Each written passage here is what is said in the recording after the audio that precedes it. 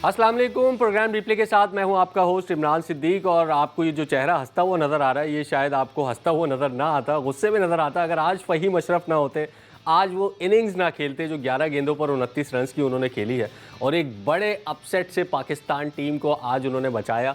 क्योंकि पूरा मैच तो पाकिस्तान की टीम हार ही चुकी थी, 2 ओवर में 29 रन दरकार थे। और क्या बारी खेली है फ़हीम अशरफ ने, वो तो मैक्स डाउट का शुक्रिया भी अदा करना चाहिए हमें कि उन्होंने मिड ऑन पर कैच ड्रॉप किया। उसके बाद फ़हीम अशरफ ने 2 छक्के लगाए, एक बाउंड्री लगाई, और पाकिस्तान को ये जो नाकाबिले यकीन फतह थी, जो सिंपल फतह थी, 98 रन तक पाकिस्तान के 2 खिलाड़ी आउट थे और आराम से पाकिस्तान की टीम जा रही थी। लेकिन एक टिपिकल पाकिस्तानी कोलैप्स हुआ, 114 रन पर 7 विकेटें गिर गई पाकिस्तान की, और उसके बाद मैच फंस गया। 2 ओवर में 29 रन चाहिए थे। फ़हीम अशरफ ने शानदार बारी खेली। मैच की रिपोर्ट भी आपको दिखाएंगे, लेकिन पहले गेस्ट का तारुफ कराते हैं। T20 वर्ल्ड कप में कामरान मुजफ्फर स्पोर्ट्स एनालिस्ट हमारे साथ होंगे पूरा महीना, और इनके साथ हम गुफ्तगू करेंगे, हर मैच के ऊपर बात करेंगे, चाहे वो पाकिस्तान का हो, चाहे T20 वर्ल्ड कप में किसी भी टीम का हो। लेकिन सबसे पहले प्रोग्राम में रिपोर्ट शामिल करते हैं कि किस तरीके से पाकिस्तान की टीम ने आज मैच में फतह हासिल की, और उसके बाद आकर गुफ्तगू का आगाज़ करते हैं। फ़हीम अशरफ ने पाकिस्तान को अपसेट से बचा लिया, 29 रन बनाकर मैच के हीरो बन गए। पाकिस्तान ने T20 वर्ल्ड कप में फातिहाना आगाज कर लिया। पाकिस्तान ने कोलंबो में टॉस जीतकर फील्डिंग का फैसला किया तो नेदरलैंड्स ने जारहाना बैटिंग की। उसके बाद स्पिनर्स पाकिस्तान को मैच में वापस ले आए और नेदरलैंड्स को 147 रन पर रोक दिया। सलमान मिर्जा ने 3, अबरार अहमद, साइम अयूब और मोहम्मद नवाज ने 2-2 विकेटें हासिल की। नेदरलैंड के स्कॉट एडवर्ड्स 37 और बॉस डिलेट 30 रन बनाकर नुमाया रहे। जवाब में साइम अयूब ने पाकिस्तान को जारहाना आगाज फराहम किया, लेकिन 13 गेंदों पर 24 रन बनाकर आउट हो गए। सलमान आगा ने 12 और बाबर आजम ने 18 गेंदों पर 15 रन बनाए। उस्मान खान खाता भी ना खोल सके।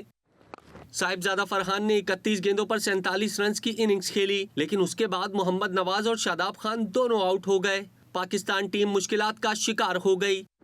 2 ओवर्स में पाकिस्तान को 29 रन दरकार थे। फ़हीम अशरफ ने बाजी पलट दी, 11 गेंदों पर 29 रन बनाकर पाकिस्तान को नाकाबिले यकीन फतह दिला दी। पाकिस्तान ने हदफ सिर्फ 3 गेंदों पहले हासिल किया। रिपोर्ट आपने देखी, और कोई तबसरा करने से पहले मैं अपने स्पोर्ट्स एनालिस्ट कामरान भाई के पास चलता हूँ। भाई सवाल बाद में करूँगा, पहले ये बताइए ये था क्या?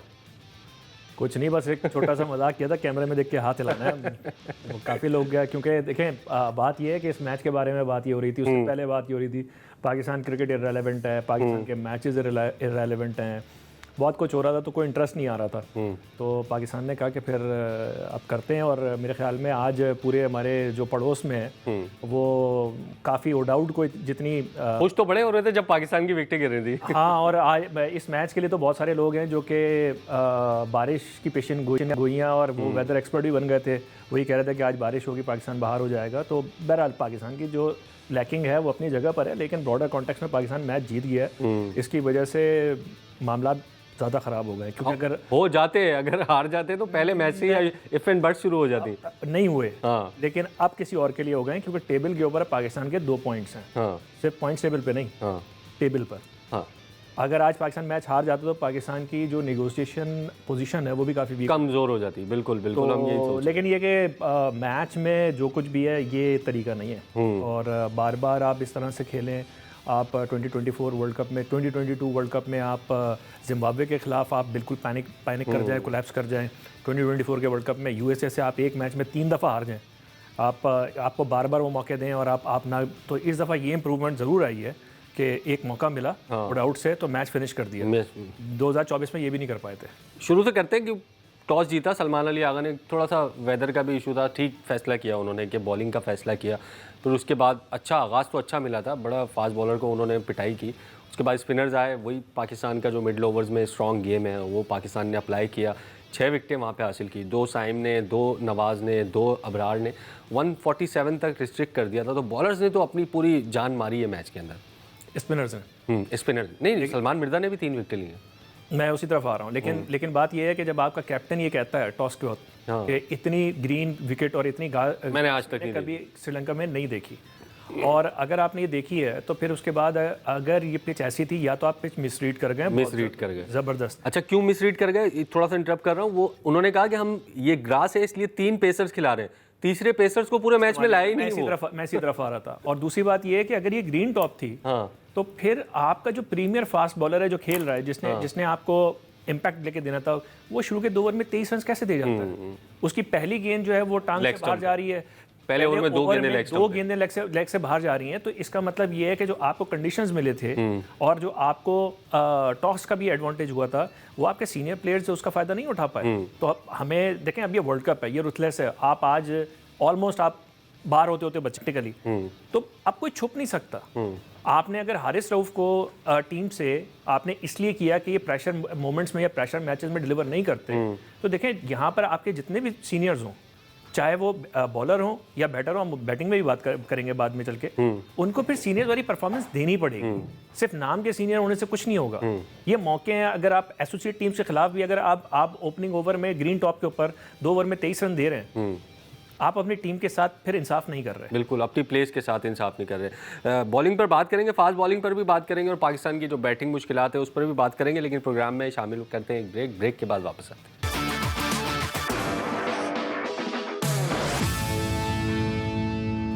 प्रोग्राम में एक मरतबा फिर खुशामदीद। और पाकिस्तान टीम ने आज अपना पहला मैच नीदरलैंड्स के खिलाफ जीत लिया है। बॉलिंग पर हम बात कर रहे थे, फ़हीम अशरफ की बैटिंग पर भी बात कर रहे थे, क्या ज़बरदस्त उन्होंने बैटिंग की और बैटिंग के बाद उन्होंने टॉक भी की रमीज़ राजा से और वो भी काफ़ी फ़नी थी। वो सुनते हैं पहले और फिर प्रोग्राम में वापस आते हैं। कह रहे हैं जिस्म का रिश्ता दुआ कर रहे हैं कि अल्लाह ये छूट जाए, और 6 महीने से ऐसे ही क्रिकेट खेल रहे हैं हम। 6 महीने से नहीं, उससे ज़्यादा से हम ऐसे खेलते आ रहे हैं। अब ये पता नहीं इसको ये एज ए कॉम्प्लीमेंट लेना चाहिए या एज ए कंप्लेन लेना चाहिए। समझ जी कंफ्यूज है। इसको तारीफ लें या इसको हम क्रिटिसाइज लें? नहीं, लेकिन यहाँ पे आपको फ़हीम अशरफ को ये तो आपको दाद देनी पड़ेगी और आपको अप्रिशिएट करना पड़ेगा कि जिस पोजीशन में जितना जो प्रेशर है, एक नॉर्मल आप किसी टॉप साइड के अगेंस्ट ऐसी सिचुएशन में आए तो प्रेशर डिफरेंट होता है, लेकिन जिस कॉन्टेक्स्ट में एक एसोसिएट टीम के खिलाफ, यूएसए के खिलाफ जो कुछ हुआ, तो ऐसे मौक़ों के ऊपर जो आपका जो ऑर्डिनरी प्लेयर होता है उसके हाथ पैर फूल जाते हैं, वो प्रेशर में और बैठ जाता है। लेकिन ये कॉन्फिडेंस होना, जिस तरह जो कह रहे हैं कि हमने ये किया हुआ था कि हमने विकेट नहीं देनी, एक विकेट आएगी, एक बाउंड्री आएगी तो अगली भी आ जाएगी, तो ये सेल्फ कॉन्फिडेंस है। और राना फ़हीम अशरफ की सिलेक्शन के ऊपर बहुत बात हुई है, लेकिन उसने टाइम एंड अगेन प्रूफ किया है। इसे मुझे बड़ा हैरत होती है कि ये 2018-17 से खेल रहे हैं और पहली मरतबा T20 वर्ल्ड कप की टीम में सेलेक्ट हुए। ओडीआईज में ज़रूर सेलेक्ट हुए हैं, ये थोड़ा हैरानकुन था। नहीं, ये हैरानकुन कोई ऐसी चीज़ें कभी बार होती हैं, वो एक अलग रेलेवेंस है। या आप इस तरीके से बात करें कि आपके जो अगर हम IPL की बात करें तो वहाँ पे जो उनके जो हार्दिक पांड्या नहीं, जो लेग स्पिनर हैं, कुलदीप नहीं, दूसरे जो हैं लेग स्पिनर, चाहल है, हाँ चाहल जो हैं, वो लीडिंग विकेट टेकर हैं IPL की हिस्ट्री में, लेकिन वो आज तक इंडिया के लिए वर्ल्ड कप में कोई मैच नहीं खेला। T20 वर्ल्ड कप में। अच्छा, तो अब आप ये भी कह सकते हैं कभी बार सिनेरियोज होते हैं इस टाइप के, लेकिन वो सब हिस्ट्री अपनी जगह पर है। लेकिन जो फ़हीम अशरफ ने आज जो इनिंग्स खेली है, कैचेस छूटते हैं, बिल्कुल छूटते हैं, और क्योंकि उस टाइम के ऊपर तो शॉट पे जाना ही था, लेकिन जितना प्रेशर और जब pressure all of a sudden आता है उसको हैंडल करने के लिए फिर आपको बड़ा जिगरा चाहिए होता है। तो आज फ़हीम अशरफ ने अपनी कैपेबिलिटी से ज़्यादा उनकी जो प्रेशर हैंडलिंग जो कैपेबिलिटी है उसको शो किया है। अच्छा, ये बड़ी बैटिंग नंबर्स पर बड़ी बात हो रही है कि यार अगर आपने बाबर को 4 पे खिलाना है तो फिर आप उसको ना खिलाएं, नाफे को खिला लें। आज इन्होंने फ़खर जमान को भी मैच नहीं खिलाया, तो अगले मैचेस में क्या स्ट्रैटेजी आप देख रहे हैं? क्या यही बैटिंग नंबर्स होना चाहिए? क्योंकि यूएसए से मैच है और 2024 हमें याद आ जाता है, यूएसए से मैच के बाद जो हम हारे थे उनसे अपसेट हुआ था। तो कोई भी देखे इस फॉर्मेट में तो स्पेशली कोई भी टीम छोटी नहीं है। वनडे हो तो चलो आपके पास मार्जिन होता है कमबैक करने का, 50 ओवर हैं, आप कहीं पे भी 5-6 ओवर में जाके कमबैक कर लेते हैं, लेकिन यहाँ आपके 2 ओवर बुरे गए, दूसरी टीम हावी हो जाती है। तो अब ये जो बैटिंग नंबर आज हमने खिलाया है, तो आप समझ रहे हैं T20 वर्ल्ड कप में ये सूटेबल है या फिर हमें थोड़ा सा इसको रीशफल करना पड़ेगा या थोड़ी सी चेंज करनी पड़ेगी? देखिए, बाबर की को टीम में वापस लाने की पूरी जो प्रीटेक्स्ट था वो ये था कि पाकिस्तान जिन सर्फेसेस में खेलेगा अब वो 200 वाले नहीं होंगे, क्योंकि जब माइक हैसन आए, थोड़ा हम पीछे जाते हैं कि तो वो जो ये स्क्वाड भी आ गया सामने, ये पूरा स्क्वाड हमारे सामने है कि 200 की जो फिलॉसफी बनाई थी, उस फिलॉसफी के अंदर जो प्लेयर्स फिट इन होते थे वो हसन नवाज और मोहम्मद हारिस थे। लेकिन एशिया कप के फेलियर ने आपको ये रियलाइज़ करवाया कि अगर सरफेसेस जो आपको 160 की मिलती हैं वहाँ पे आपके पास उन प्लेयर्स में भी वो दम नहीं है। आपने हुसैन तलत को भी बाहर किया, हुसैन तलत को भी थोड़ा इसी रोल के लिए रखा था, आगा को भी आप ऊपर लेके गए उस पे, तो रियलाइजेशन ये हुई कि बाबर की जगह बनती है, लेकिन बाबर की जगह बनती है उनको अपनी भी जगह बनानी पड़ेगी। 4 नंबर के ऊपर बिल्कुल सही है, क्योंकि अब जो है जो आपका टॉप ऑर्डर है उसके अंदर जो चेंजेस की गुंजाइश नहीं है, जो स्टाइल ऑफ क्रिकेट खेलनी है उसमें बाबर फिट इन नहीं होते। और तीनों अच्छा खेल रहे हैं। साइम ने आज अच्छा आगाज दिया, फिर साहिबजादा फरहान खड़े रहे, सलमान अली आगा गुज़िश्ता 3-4 मैचेस से, उन तीन को तो आप छेड़ ही नहीं आगा की सकते। तो देखें, आपके पास जो गुंजाइश है वो 4-5-6 के ऊपर 4 पर है। और देखें आप इस चीज़ को थोड़ी देर के लिए इसको एक तरफ कर दें, ये मैच इंटरेस्टिंग या इतना टॉकेबल क्यों बना? क्यों? क्योंकि पाकिस्तान आखिरी 54 बॉलों में 50 रन चाहिए थे, ठीक है, 8 विकेटें आपके पास बाकी हैं, न्यूयॉर्क याद आ गया। दो विकेटें आपकी गिरी हुई हैं। अब कोई भी प्लेयर होगा ना, चाहे वो सीनियर हो जूनियर हो, अगर वो स्पेशलिस्ट बैटर है, चाहे वो ओपन पे आया हो चाहे 4 नंबर पे आया हो, वो 54 रन चाहिए, 50 रन एक एसोसिएट टीम। आइडियल बाबर के लिए सिचुएशन है। आप बाबर को भी साइड कर दें, मेरे कहने का मकसद ये है कि उसमें बैटिंग नंबर इररेलेवेंट हो जाता है। इसका मतलब ये है कि कहीं ना कहीं पे आपका ब्लॉकर है। आप चाहे ओपनर आए होते तब भी, क्योंकि यूएसए के खिलाफ आपने कितनी गेंदें खेली, 4 रन बनाई थी, उसमें भी शादाब खान ने 8 ओवर में 48 चाहिए थे, 8 विकेटें बाकी थी यूएसए वाले मैच में। न्यूयॉर्क बाबर आउट भी नहीं हुए थे, लेकिन किस स्ट्राइक रेट से खेले थे यूएसए के खिलाफ? वो तो शादाब ने आके आपको 160 तक पहुंचाया था, वरना वहां पे वो भी नहीं हो रहा था। तो यहाँ पे आपको ये देखना पड़ेगा कि ये बाबर की जो बैटिंग कैपेबिलिटी है उसमें तो नहीं है, उनके गेम प्ले में कहाँ पे कमी आ रही है। यहाँ पे कोचेज, सपोर्ट स्टाफ, उनके पर्सनल जो गाइड्स हैं, मेंटोर्स हैं, उनको ये समझाना पड़ेगा कि ऐसा क्यों होता है कि एक इतना अच्छा प्लेयर जिसके पास सारे शॉट्स हैं, सब कुछ है, वो प्रेशर सिचुएशन में जाके वो ऐसे बॉक डाउन हो जाता है। 54 बॉल में 50 रन चाहिए, उसके बाद आप मैच छोड़ के नहीं आते, आप मैच फिनिश करते हैं। यहाँ से एक आपके ऑर्डिनरी और ये कॉन्फिडेंस हासिल करने का मौका था आपके पास कि आपके लिए आइडियल सिचुएशन है, आप अपना रन्स करें, विकेट पर रुके। और कल ही मैं एक क्लिप देख रहा था बाबर आजम का, उन्होंने कहा कि best coaching advice you ever had. उसने कहा पहली गेंद से लेके आखिरी गेंद तक आपने खेलनी है। तो आपके पास टाइम था आज ये खेलने। अब ये देखें कि जब 2 और आउट हो गए दूसरे एंड से, अब तो आपके ऊपर लाजिम हो गया था कि आपने जितनी गेंदें खेल ली हैं उसके बाद आप मैच फिनिश करके आते। अगर आपने अटैक करवाना भी था तो दूसरे एंड से आप अटैक करवाते, आपने विकेट नहीं देनी थी, क्योंकि वो जो प्रेशर आएगा उससे एक जो नीचे लेटी हुई टीम है उसको बाबर की विकेट की वैल्यू बाबर को खुद पता होनी चाहिए। वहां पे खेलने की जरूरत नहीं थी, वो समझ में आता था वो शॉट के, अगर जब वो बैटिंग करने आए थे शुरू में मोमेंटम के लिए जाते, बात समझ में आती थी, लेकिन वहां पे जाके उनको कुछ करना पड़ेगा। बाबर का मसला जो है वो टेक्निकल नहीं है, मेंटली है, मेंटली मसला है। सलमान अली आगा की बात की हमने, उन्होंने किस तरीके से मैच को डिस्क्राइब किया, सलमान अली आगा को सुनते हैं। सलमान अली आगा ने भी कोई टेक्निकलिटी की बात नहीं की, उन्होंने कहा कि प्रेशर जो है वो एब्जॉर्ब करना पड़ेगा आपको, और यही नज़र आया आज भी बाबर आजम के केस में भी और नवाज़ और शादाब के केस में भी। टेक्निकली बात कर दी है, लेकिन बात ये होती है ना कि अगर आपको इंग्लिश आती है तो आपको इंग्लिश समझ में आएगी, लैंग्वेज आपको समझनी चाहिए। बिल्कुल सही बात की है आगा ने कि आपको एब्जॉर्ब करना पड़ेगा प्रेशर। प्रेशर एब्जॉर्ब करने का तरीका ये नहीं है कि आप डॉट बॉल्स खेलना शुरू कर दें। ये लिमिटेड ओवर्स क्रिकेट है, ठीक है, स्पेशली T20 क्रिकेट है। यहाँ पर प्रेशर एब्जॉर्ब करने का या प्रेशर से निकलने के तरीके डिफरेंट हैं। वो टेस्ट की तरह से नहीं है कि आप ठक्का लगा के बैठ जाएंगे, ठीक है। यहाँ पे प्रेशर रन करने हैं, एग्जैक्टली आपको पुश बैक करना है। साइम ने, और एक तरफ से अगर आप उस पार्टनरशिप में भी देखें जो साहिबजादा फरहान और बाबर की हुई है, उसमें सारा का सारा प्रेशर बैक तो फरहान कर रहा था। तो उसके बाद आपने वो रोल ले लेना था कि आपकी जो, जिसे कहते हैं आपका जो बिजनेस केस बना हुआ है इस वक्त टीम में, वो इन सिचुएशंस के लिए बना हुआ है कि अगर आपकी जो हाई स्टेक हाई रिस्क आगा तेज खेलते हुए आउट हो गए, कोई बात नहीं, उनको रोल दिया हुआ है। शादाब को भी रोल दिया गया है। शादाब और नवाज़ के ऊपर भी आज बात हो रही है, शादाब और नवाज़ को ये रोल नहीं दिया गया है कि वो जाके इनिंग्स की स्लाइड बचाएंगे। ये काम जो है वो एक स्पेशलिस्ट बैटर जो आप लेके आए चौथे नंबर पे, जो इस वक्त जो है फ़खर की कॉस्ट के ऊपर खेल रहा है, ये उसका काम है। बिल्कुल बाबर आजम का ये काम है। और देखते हैं कि चलें, वर्ल्ड कप का पहला मैच था, इतना मार्जिन तो हमें देना चाहिए कि 1-2 मैचेस के बाद जो है वो कोई फैसला लिया जा सकता है या उनको उनकी जगह किसी नए प्लेयर को खिलाया जा सकता है। प्रोग्राम में शामिल करते हैं ब्रेक के बाद वापस आते हैं।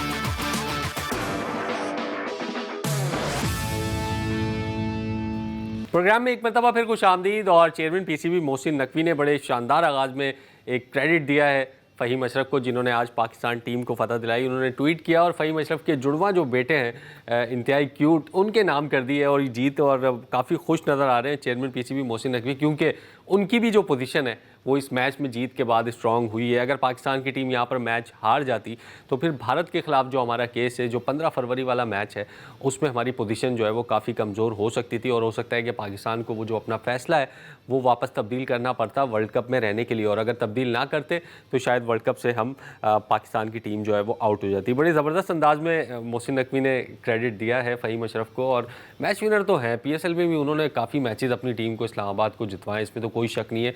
क्रंच मोमेंट्स पे अच्छा परफॉर्म किया है उन्होंने, पाकिस्तान के लिए भी, अपनी फ्रेंचाइज के लिए भी। बिल्कुल ठीक है। वो हमने शुरू में ये बात की कि फ़हीम अशरफ की जो कंट्रीब्यूशन है, एबिलिटी उनकी एबिलिटी है और इनिंग्स है, उससे हम कोई चीज़ नहीं ले जा सकते। लेकिन पाकिस्तान क्रिकेट के लिए ये यूटिलाइजेशन उस वक्त ज़्यादा बेहतर हो सकती है जब फ़हीम अशरफ ऐसी इनिंग्स खेलें जब पाकिस्तान चेस कर रहा हो 210 रन, 200 रन, तब तो बात समझ में आती है कि उनको आखिर में ये 148 भी 248 ही हो गए थे। जी, तो मसला ये है कि फ़हीम अशरफ ने आज आपको बचा लिया। और ये अब अगर हम पीछे जाएं, फैंस भी जो देख रहे हैं, देखें एक जो क्रेडिट है वो पाकिस्तान टीम को या पाकिस्तान बोर्ड को या टीम मैनेजमेंट को सब देना पड़ेगा। ये वो डिफरेंस है कि हम 2024 में जब ऐसी सिचुएशन में आए थे तो वहाँ पे उस वक्त जो हमारे जो प्लेयर्स थे जिनको ये रोल दिया गया था वो नहीं निभा सके। उस वक्त इमाद वसीम को ये रोल दिया गया था। इमाद वसीम उसी वक्त टीम में आए थे, आमिर उसी वक्त टीम में आए थे। वो एक बिखरी हुई टीम थी। वर्ल्ड कप में जाते हुए कप्तान चेंज हुए थे। तो यहाँ पे एक कंसिस्टेंसी आपको नज़र आ रही है कि जैसे भी है पिछले 6-8 महीने से एक आपको नज़र आ रही है, सही गलत जैसा भी है, तो इन प्लेयर्स को अपना रोल पता है, अपनी स्ट्रेंथ और वीकनेस पता है। तो जो भी मैनेजमेंट थी, फ़हीम अशरफ ने कब हमने इंटरव्यू भी सुना, तो वो डिलीवर कर गए। 2024 में इस वजह से हम डिलीवर नहीं कर पाए थे क्योंकि मैनेजमेंट आपकी सेटल नहीं थी। अच्छा, दूसरा ये कि अब जो अगला मैच है USA से 10 फरवरी को, उसमें ज़ाहिर है अब फ़हीम अशरफ तो मैन ऑफ द मैच बन गए, वो तो आई थिंक ड्रॉप नहीं होते। लेकिन 3 पेसर हैं, तो आज स्पिनर्स हमें लगता है कि एक और ऐड किया जा सकता है अगले मैच के लिए। अगर यही कंडीशंस हमें मिलती हैं, स्पिनिंग कंडीशंस थोड़ी सी मिलती हैं, तो फिर मुझे तो लगता है कि सलमान मिर्ज़ा ने भी 3 विकेटें लिए हैं, फ़हीम अशरफ ने भी परफॉर्म कर दिया, तो शाहीन शाह अफरीदी ड्रॉप होते हुए नज़र आ रहे हैं उस्मान तारिक की जगह। नहीं, ड्रॉप होना नहीं बनता है। देखें, यहाँ पे एक चीज़ हम वैसे भी क्लियर कर दें कि हर क्रिटिसिज्म का मतलब जो होता है वो ड्रॉप करना नहीं होता, कांटा लगाना नहीं है। क्योंकि इम्प्रूवमेंट जो आती है वो आप ऑनेस्टली जब तक आप एनालाइज नहीं करेंगे तो इम्प्रूवमेंट कैसे आएगी।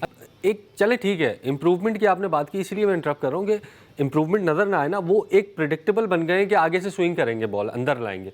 हर बैट्समैन को पता है, हर ओपनर जो दुनिया का शाहीन शाह अफरीदी को फेस कर रहा है, वो अपना माइंड बना के आ रहा है कि यार ये आगे से अंदर लाएगा और मैंने फ्लिक करना है, और आज एग्जैक्टली वही हुआ, 2 चौके पड़ गए उनको। ये चीज़ सही करनी पड़ेगी और चॉपिंग एंड चेंजिंग सोल्यूशन नहीं होता। इस मैनेजमेंट को बैठ के हमने जितनी बात की कि 2 आपके सीनियर बॉलर और सीनियर बैटर का जो मैसअप था वो फ़हीम अशरफ ने आज साफ़ किया है। ये मैच इतना क्लोज जाना नहीं चाहिए था। ना 147 रन होने चाहिए थे इस सरफेस के ऊपर, 120-125 से ज़्यादा आपको कंसीड नहीं करने चाहिए थे यहाँ पर बैटिंग। लेकिन सलमान अली आगा कह रहे हैं बॉलर्स ने सही किया, सही परफॉर्मेंस दी। चलें अगर आप उस तरीके से बात करें, बॉलर्स की परफॉर्मेंस नहीं, आपका कम से कम आपका जो ओपनिंग स्पेल था वो सही नहीं था। हाँ, वो तो ठीक। ये देखें, सलमान आगा को यहाँ पे आपको क्रेडिट देना पड़ेगा कि जिस तरह से उसने बात की है, उसने अपने किसी भी प्लेयर को अंडर द बस ब्लेम नहीं किया। ठीक है, वो कवर कर रहा है, लीडरशिप दिखा रहा है, वो अच्छी बात है। इसी तरह से जो बैटिंग में आपको 17 या 18 ओवर में ये चेस कर देना चाहिए था। बाबर और शाहीन आपके सीनियर प्लेयर्स हैं, इनको रिस्पॉन्सिबिलिटी लेनी पड़ेगी। इसका मतलब ये नहीं कि आप उनको उठा के बाहर निकाल। और 17-18 ओवर भी मुझे ऐसा लग रहा है आप ज़्यादा कह रहे हैं, क्योंकि हमारा जो नेट रन रेट है वो गिरेगा 4 फीट के बाद, तो हमें वो मद्देनजर रख के चलना पड़ेगा। नहीं, नेट रन रेट तो हमारे लिए इररिलेवेंट हो चुका है। नहीं, क्यों हो चुका है? अगर एक मैच हार गए आप, नहीं, वो इसलिए इररिलेवेंट, एक मैच हार गए या वॉश आउट हो गया, फिर क्योंकि उसकी जो नेट रन रेट की जो कैलकुलेशंस आएंगी वो इतनी उसका इम्पैक्ट इतना स्ट्रिक्ट होगा कि वो फिर आप किसी मैच में कवर अप नहीं कर पाएंगे। इस पे बात करते हैं नेट रन रेट के ऊपर कि क्या होना चाहिए, क्या स्ट्रेटजी होनी चाहिए पाकिस्तान की। इस पे ब्रेक के बाद बात करते हैं, ब्रेक के बाद वापस आते हैं।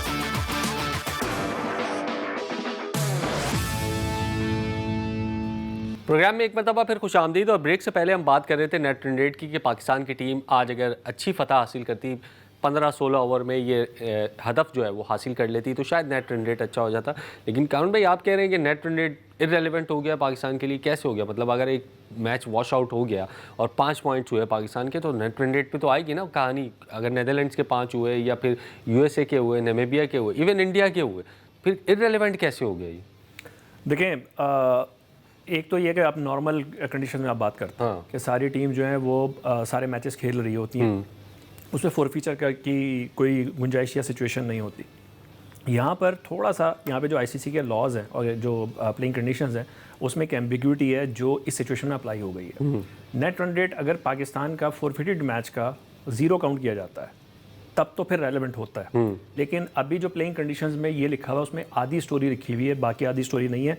2026 की जो प्लेइंग कंडीशंस हैं वो भी आना या मुझे देखना बाकी है, लेकिन जब तक मैंने देखा था उस वक्त 2024 के जो वर्ल्ड कप की जो प्लेइंग कंडीशन थी उसमें सिर्फ ये लिखा हुआ था कि आपका जो रन रेट है वो काउंट होगा 0 रन्स इन 20 ओवर्स। यहाँ तक तो बात समझ में आती है, लेकिन नेट रन रेट जो कैलकुलेट होता है वो सिर्फ आपके रन रेट से नहीं होता, उसमें ओपोनेंट के भी एक टोटल होता है। ठीक है, मिसाल के तौर पे अगर आप 200 रन के अगेंस्ट में अगर आप 0 करेंगे तो आपका -10 का आपका, मतलब आप कहना चाह रहे हैं कि रूल में मसला है? मसला नहीं है, उसमें थोड़ी सी एक एम्बिग्विटी है, वेगनेस है। उसको अगर वो एड्रेस करते हैं और मोस्ट प्रॉब्ली ये होगा कि जो आपके बाकी सारे मैचेस का जो टोटल बन रहा होगा उसी को प्रो रेटेड उसका एक टोटल बना दिया जाएगा कि आपने इतना कंसीड किया, और उसके बाद आपका जो गैप निकलेगा वो इतना बड़ा होगा कि वो आप 3 मैचेस में कवर नहीं कर सकते। मिसाल के तौर पे वहाँ पे आपको डेंट पड़ रहा है 20 ओवर्स का, कि आपको कहा यह जा रहा है कि आपने बाकी मैचेस में जो एवरेज टोटल बनाया लेट से 150 रन है, यहाँ 20 ओवर्स में आपने 0 रन बनाए, तो उसका जो इम्पैक्ट आया वो -7.5 तो वैसे ही हो गया। अब -7.5 जो है वो आप 2-4 ओवर 5 ओवर पहले करके आप उसको कैचअप नहीं कर पाएंगे। बिल्कुल, मेरे कहने का मकसद ये है। तो पाकिस्तान का अगर वो मैच अगर नहीं होता इंडिया वाला, उसका पाकिस्तान का एक ही चांस है कि सारे मैचेस जीते, पॉइंट्स पे जाएगा। आज वेकअप कॉल मिली है पाकिस्तान को कि नेट रन रेट नहीं, सिर्फ पॉइंट्स पे ही जाएं भाई, पॉइंट्स पे ही जाएं, मैच जीत लें। यूएसए के खिलाफ भी, नामीबिया के खिलाफ भी आराम से आप सुपर 8 मरहले में जा सकते हैं। दूसरा मैच आज चल रहा है वेस्ट इंडीज़ और बांग्लादेश के दरमियान। वेस्ट इंडीज़ ने आई थिंक 141 रन स्कोर कर लिए 16 ओवर में 3 विकेटों के नुकसान पर, और 170-180 तक तकरीबन वेस्ट इंडीज़ की टीम जो है वो जाएगी, और यहाँ पर स्कॉटलैंड से उनका मुकाबला है, और स्कॉटलैंड का मैच बांग्लादेश की जगह पर हो रहा है। यहाँ पर अगर वो कंट्रोवर्सी ना होती तो बांग्लादेश की टीम हमें कोलकाता के मैदान पर खेलती हुई नजर आती। वेस्ट इंडीज़ की टीम हर T20 वर्ल्ड कप में एक आप कह सकते हैं डार्क हॉर्सेस की तरह जो है वो नज़र आते हैं और अच्छी परफॉर्मेंस का मुजाहरा करते हैं T20 वर्ल्ड कप में। क्या समझ रहे हैं आज के मैच में वेस्ट इंडीज़ की पोजीशन, और जो अगला मैच है अमेरिका और यूएसए के, अमेरिका और भारत के दरमियान, उसमें क्या प्रेडिक्शन है? यहाँ तो वेस्ट इंडीज़ को एडवांटेज है, लेकिन वेस्ट इंडीज़ भी अनप्रेडिक्टेबल टीम है। स्कॉटलैंड को आप ये देखना पड़ेगा, एक हफ्ते पहले तक 2 हफ्ते पहले तक उनको पता ही नहीं था, और जो खबरें चल रही थी उनकी किट्स भी रेडी नहीं थी। तो जो स्कॉटलैंड के जो बोर्ड के भी किसी ऑफिशियल ने ट्वीट भी की थी कि देखिए आपको ये मानना पड़ेगा, ये समझना पड़ेगा कि हमारे पास टाइम हमें कम मिला है। बिल्कुल बिल्कुल। जाते जाते आज के मैच की प्रेडिक्शन, इंडिया वाले मैच जी यस इंडिया को जीतना चाहिए, बड़े मार्जिन से जीतना चाहिए।